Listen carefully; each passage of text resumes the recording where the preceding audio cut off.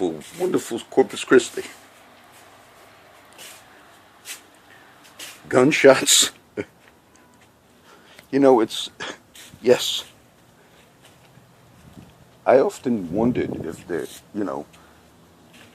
I've heard it a lot actually before. And there's guns, somebody shoots guns every now and then, right here. And I used to think, a few times when I was, the first time these things used to happen, I used to think, like, you think, oh, there's gunshots. It happens quite often. So I'm going to title this Gunshots, Cops Enter My Residence. Because I'm going to tell a story. I told this one before, by the way. They don't keep records of, the cops do not keep records, or they don't release them. About maybe a year and a half ago, it has to do with drive-bys. The cops rang my bell very early in the morning. At the time, it might have been 1, 2 a.m. It was very early in the morning. But the cops were at the door. And at the time, I don't remember, but this did happen. They don't have records of this. Did they have a warrant? No. So my wife told me, cops are at the door. I just went as a normal, oh. And what he told me, he never gave his name. This did happen, and we do have a recording. See, we have cameras now.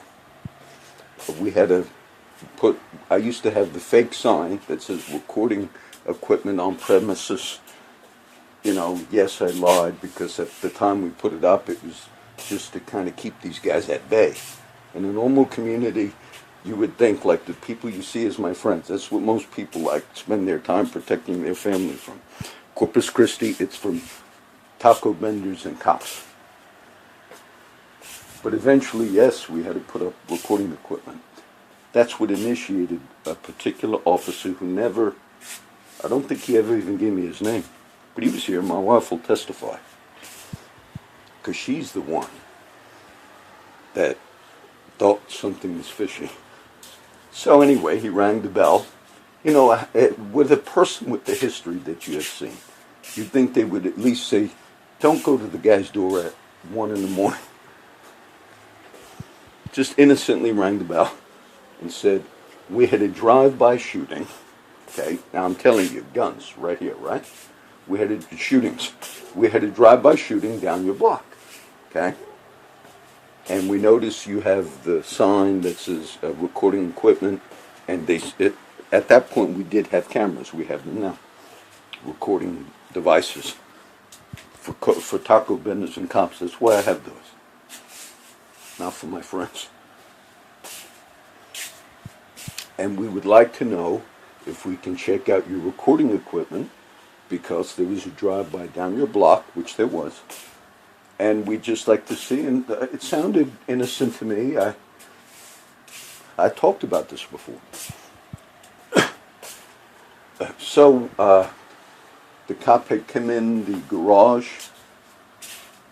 because that's where my wife had all the stuff set up now. It's in like one of the bedrooms. But all the cameras, the TV screen that you could see, were in the garage. So I opened up the door, and he came in, and now this is what is strange.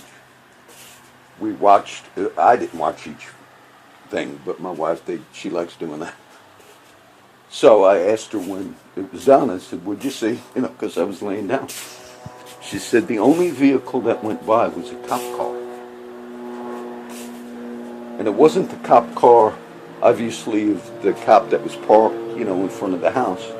At least we don't believe it was him, first making the rounds and then stopping here. But that was it. And there are a few ways that you could, this used to be a gated community, Turtle Cove, and you could get out like a little road on like a back street. But it's pretty much the reason it was on this street where the shooting was. And if somebody they shot a house. Never resolved, never solved. So they thought maybe they came down my street called Crossville, which is like one of the, if you shoot down there, which is a few houses down, they figured he came this way, not going through the long route to get out. So anyway, I asked her, what did you see? Just a cop car. Okay. And the cop at the door. Okay. She herself checked. She thought maybe they were just here.